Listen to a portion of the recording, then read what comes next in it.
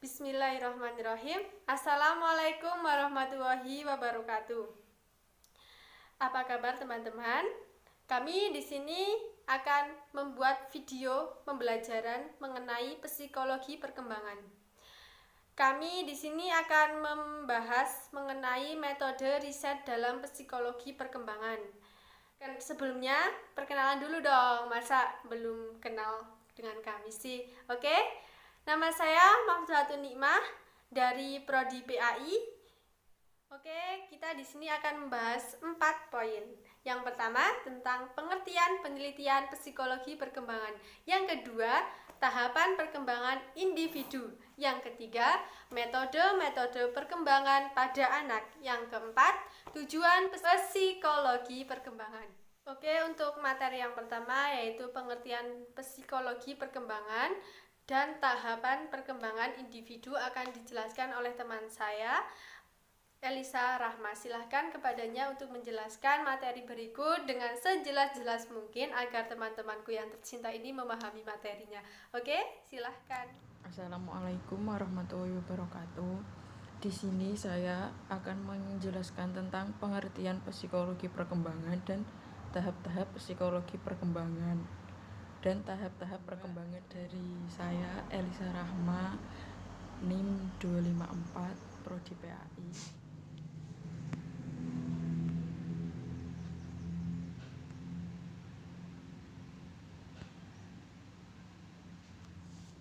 Pertama, pengertian psikologi perkembangan. Penelitian psikologi perkembangan.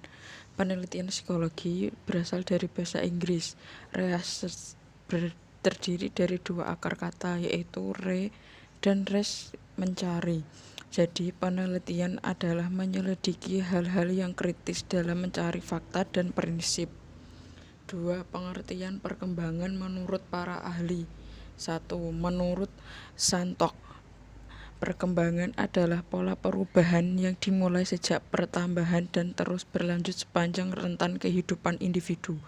Kedua, Horlock mengemukakan bahwa perkembangan adalah serangkaian perubahan progresif yang terjadi sebagai akibat dari proses kematangan dan pengalaman belajar.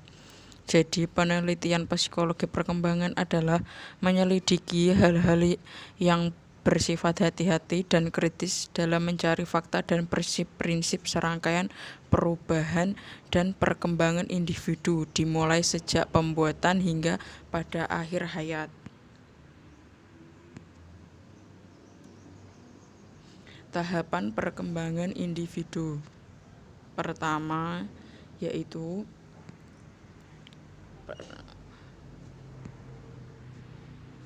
masa atau periode prenatal dimulai sejak konsepsi sampai dengan kelahiran. Kedua, masa bayi baru lahir atau neonatal dari kelahiran sampai minggu kedua, yang dibedakan menjadi dua periode, yaitu prenatal dan periode neonate. Yang ketiga, masa bayi mulai lahir dari minggu kedua hingga usia 2 tahun.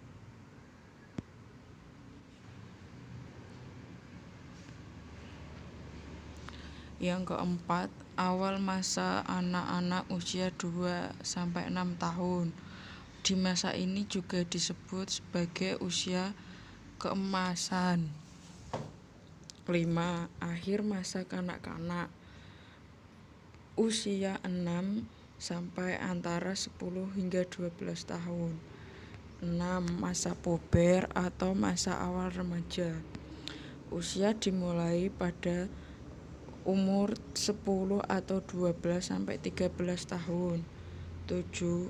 Masa remaja, usia 13 atau 14 tahun hingga 18 tahun. 8. Masa awal dewasa, usia 18 sampai 40 tahun. 9. Masa usia pertengahan, yaitu masa usia 40 sampai 60 tahun. 10. masa lansia usia 60 tahun hingga meninggal dunia. Yang dapat saya sampaikan, kurang lebihnya mohon maaf. Saya kembalikan kepada Mbak Nikmah. Terima kasih kepada Elisa Rahma yang telah menjelaskan materinya. Oke, yang selanjutnya adalah metode perkembangan anak. Oke, akan dijelaskan oleh Siti Munawaroh. Kepadanya saya persilakan untuk menjelaskan materinya sejelas-jelas mungkin, sedetail-detail mungkin, agar teman-temanku tercinta ini memahami tentang apa sih metode perkembangan pada anak.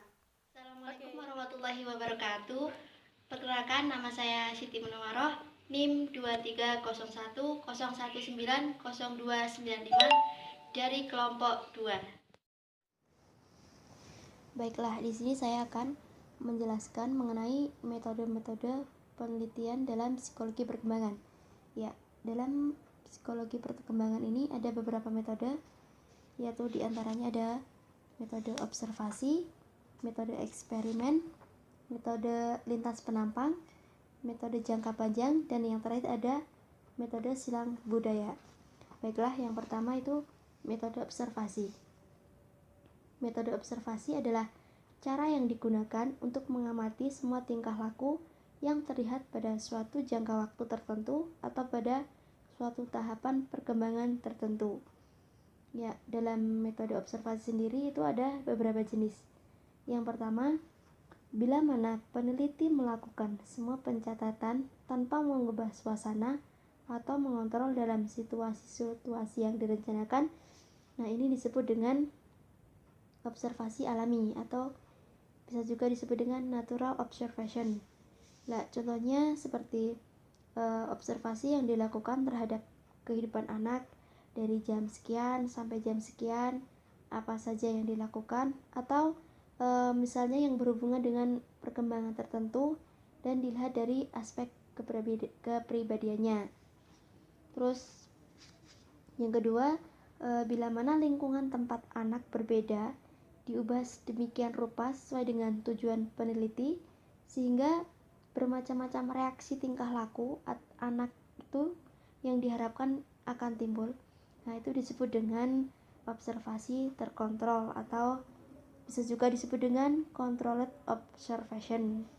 Misalnya itu jika ingin mengetahui mengenai reaksi dan sikap anak terhadap lingkungan pergaulannya, yaitu anak akan diobservasi pada lingkungan sekolah yang sudah direncanakan, atau seorang anak yang agresif yang ingin diketahui sebab-sebabnya, ia dimasukkan ke dalam suatu ruangan main yang sudah tersusun sedemikian rupa. Misalnya ada bermacam-macam boneka. Nah, sehingga dari observasi tersebut akan timbul perbuatan-perbuatan dari anak karena ada rangsangan khusus dari lingkungannya. Nah, metode observasi ini sampai saat ini masih digunakan oleh para peneliti. Akan tetapi, metode ini harus dilakukan bersama-sama dengan teknik dan metode yang lain. Yang selanjutnya, yang kedua itu ada metode eksperimen. Metode ini tuh tidak mudah dilakukan karena objek penelitinya adalah anak-anak, maka tidak bisa mengubah lingkungan tertentu sebebas-bebasnya. Nah, selain itu, metode ini juga perlu memperhatikan variabel-variabel seteliti mungkin atau disebut juga dengan independent variable. Misalnya seperti penelitian yang ingin dilakukan terhadap sekelompok anak mengenai pengaruh kelompok bermain terhadap perkembangan bahasa. Ya, dalam hal ini tuh harus diperhatikan dan diperhitungkan semua independent variable yang mungkin mempengaruhi perkembangan bahasa anak, ya seperti umur, jenis kelamin, status sosial, kondisi fisik, pendidikan orang tua, dan lain sebagainya.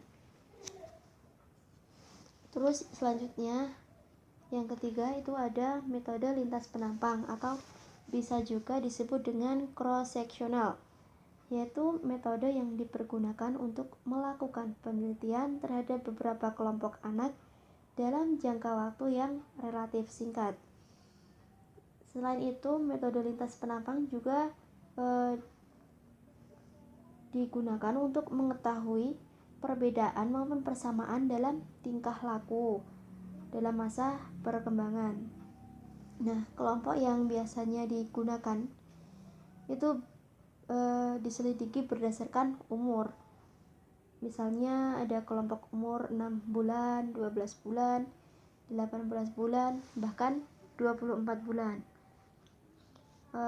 Contohnya itu seperti ketika kita ingin mengetahui pola-pola cara pemecahan persoalan dan serta perkembangan anak itu bisa dilakukan tes terhadap kelompok-kelompok anak yang berumur misalnya 4 tahun, 5 tahun, bahkan 6 tahun. Itu nanti akan dilakukan tes. Nah, dari tes tersebut nanti akan diketahui hasil-hasil perbandingan pada tiap-tiap kelompok umur yang dianalisa, dan dari hasil itu dapat kita tentukan kesimpulannya.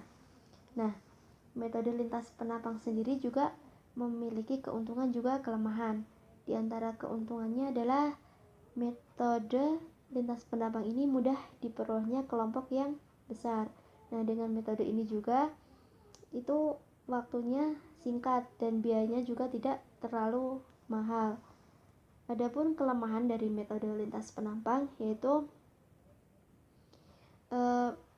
adanya perbedaan-perbedaan perorangan yang dipengaruhi oleh faktor-faktor sosial dan kebudayaan. Nah, sehingga sulit sekali dianggap sama di dalam suatu kelompok. Selanjutnya, yang keempat itu ada metode jangka panjang atau bisa disebut juga dengan longitudinal. Nah, dengan metode ini, kelompok atau pribadi yang dijadikan subjek penelitian akan diberi tes atau eksperimen yang sama pada suatu jangka waktu tertentu, ya misalnya setelah 6 bulan atau 1 tahun, bahkan 2 tahun atau yang seterusnya. Metode jangka panjang ini sesuai untuk penelitian mengenai kontinuitas dan diskontinuitas yang aspek-aspek psikis seperti ketergantungan, agresivitas, dan intelijensi. Metode jangka panjang itu juga memiliki keuntungan, diantaranya yang pertama itu dengan metode jangka panjang itu kita dapat mengetahui gangguan-gangguan dalam perkembangan baik secara pribadi maupun dalam kelompok. Selanjutnya, metode jangka panjang juga dapat melakukan analisa terhadap hubungan antara proses pertumbuhan baik dari aspek kematangan maupun pengalaman. Terus adapun kerugian dari metode ini adalah dengan metode jangka panjang itu dibutuhkan waktu yang lama, biaya juga besar, dan kemungkinan terjadi gangguan yang tiba-tiba timbul dalam selang waktu antara penyelidikan yang sudah dilakukan. Misalnya itu seperti sakit atau meninggal. Dan yang terakhir itu ada metode silang budaya atau disebut juga dengan cross cultural. Nah, metode ini tuh banyak dilakukan untuk mengetahui perbedaan atau persamaan pada perkembangan anak pada beberapa karena latar belakang kebudayaan yang berbeda-beda. Nah, dengan metode ini bisa dijelaskan mengenai hipotesa yang ada melalui faktor yang diperoleh, misalnya tentang besar kecilnya pengaruh dari faktor sosial, ekonomi, politik, pengasuhan, dan gaya hidup terhadap ciri-ciri kepribadian dari perkembangan kognitif. Nah, metode ini juga dilakukan terhadap kelompok-kelompok yang berbeda latar belakang kebudayaannya, baik melalui percobaan, melalui tes, pengumpulan data, atau wawancara. Nah, seperti itu. Nanti dari analisa tersebut nanti bisa diketahui persamaan maupun perbedaannya. Nah, dengan metode ini suatu hipotesa mengenai tes, misalnya dengan bebas budaya atau kultur free atau norma-norma yang dianggap universal itu dapat dibuktikan kebenarannya. Demikian pula mengenai urutan-urutan dalam perkembangan, penahapan dalam perkembangan, apakah dia itu merupakan norma yang universal atau hanya berlaku pada suatu kelompok keturunan tertentu. Nah, hal ini dapat diselidiki dengan metode silang budaya ini. Ya, demikianlah yang dapat saya sampaikan mengenai metode penelitian dalam psikologi perkembangan. Selanjutnya saya kembalikan ke moderator. Baiklah, di sini saya akan menjelaskan mengenai metode-metode penelitian dalam psikologi perkembangan. Tidak bisa mengubah lingkungan tertentu sebebas-bebasnya. Nah, selain itu, metode ini juga perlu memperhatikan variabel-variabel seteliti mungkin, atau disebut juga dengan independent variable. Misalnya seperti penelitian yang ingin dilakukan terhadap sekelompok anak mengenai pengaruh kelompok bermain terhadap perkembangan bahasa. Ya, dalam hal ini tuh harus diperhatikan dan diperhitungkan semua independent variable yang mungkin mempengaruhi perkembangan bahasa anak, ya seperti umur, jenis kelamin, status sosial, kondisi fisik, pendidikan orang tua, dan lain sebagainya. Terus selanjutnya yang ketiga itu ada metode lintas penampang atau bisa juga disebut dengan cross-sectional, yaitu metode yang dipergunakan untuk melakukan penelitian terhadap beberapa kelompok anak dalam jangka waktu yang relatif singkat. Selain itu, metode lintas penampang juga digunakan untuk mengetahui perbedaan maupun persamaan dalam tingkah laku dalam masa perkembangan. Nah, kelompok yang biasanya digunakan itu diselidiki berdasarkan umur. Misalnya ada kelompok umur 6 bulan, 12 bulan, 18 bulan, bahkan 24 bulan.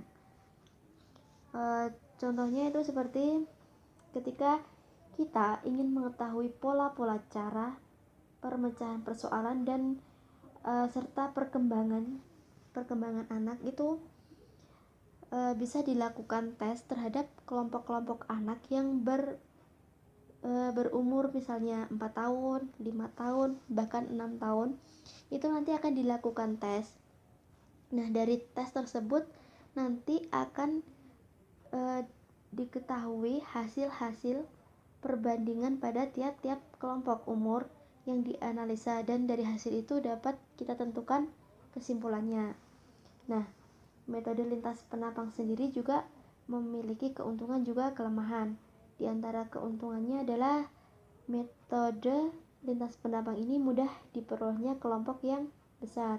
Nah, dengan metode ini juga itu waktunya singkat dan biayanya juga tidak terlalu mahal. Adapun kelemahan dari metode lintas penampang yaitu adanya perbedaan-perbedaan perorangan yang dipengaruhi oleh faktor-faktor sosial dan kebudayaan. Nah, sehingga sulit sekali dianggap sama di dalam suatu kelompok. Terima kasih kepada Siti Munawara yang telah menjelaskan materinya. Oke, untuk materi yang terakhir tentang tujuan dari psikologi perkembangan. Apa sih tujuan dari psikologi perkembangan? Karena setiap pembelajaran itu pasti ada tujuannya. Oke, akan dijelaskan oleh saya sendiri. Semoga teman-teman paham. Oke, poin yang terakhir yaitu tujuan psikologi perkembangan. Apa sih tujuannya ya? Kita akan lihat. Tujuan psikologi perkembangan menurut Musen DKK. Oke, yang pertama memberikan, mengukur, dan menerangkan perubahan dan transformasi tingkah laku dan kemampuan yang sedang berkembang sesuai tingkat umur. Jadi kita akan bisa mengukur, kita juga bisa menerangkan tentang perubahan dan transformasi tingkah laku dan psikis pada diri seseorang sesuai dengan tingkat umurnya. Di umur sekian dia bisa apa, di umur sekian dia tingkah lakunya gimana. Oke. Yang kedua, mempelajari perbedaan-perbedaan yang bersifat pribadi atau masa perkembangan tertentu.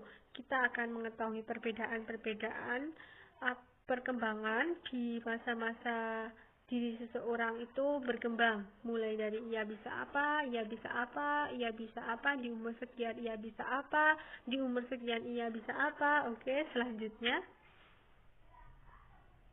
mempelajari tingkah laku pada anak di lingkungan tertentu yang menimbulkan reaksi berbeda. Tadi sudah dijelaskan ya, pasti kalian sudah tahu tentunya. Oke, kita itu jadi akan tahu si anak itu mendapat reaksi atau tidak jika hidup di lingkungan yang seperti apa, yang misal di lingkungan yang tidak baik, apakah anak itu akan ikut-ikutan jadi tidak baik jika tinggal di lingkungan yang tidak baik, ataukah anak itu tidak mendapatkan reaksi apapun. Oke, yang terakhir, untuk mempelajari penyimpangan dari tingkah laku yang dialami seseorang. Kita akan mengetahui apa sih yang menyebabkan dia itu tingkah lakunya menyimpang. Apa sih yang menyebabkan dirinya itu tidak sesuai dengan norma. Jadi kita itu setelah belajar mengenai psikologi perkembangan itu, kita setidaknya itu tahu, meskipun tidak terlalu detail banget. Oke? Thank you, terima kasih. Semoga kalian paham mengenai materi ini. Sekian dari kami. Terima kasih telah menonton video ini. Terima kasih telah mendengarkan suara-suara emas kami. Terima kasih atas perhatiannya. Apabila ada kesalahan kata, ada kesalahan dalam mengucapkan, kami memohon maaf yang setulus-tulusnya. Untuk berkenan dimaafkan ya teman-teman. Masa tidak mau memaafkan kami sih? Allah aja Maha Pengampun. Oke? Terima kasih. Apabila ada pertanyaan atau ada materi yang kurang jelas, bisa kalian tanyakan di kolom komentar. Oke? Sekian dari kami. Wassalamualaikum warahmatullahi wabarakatuh.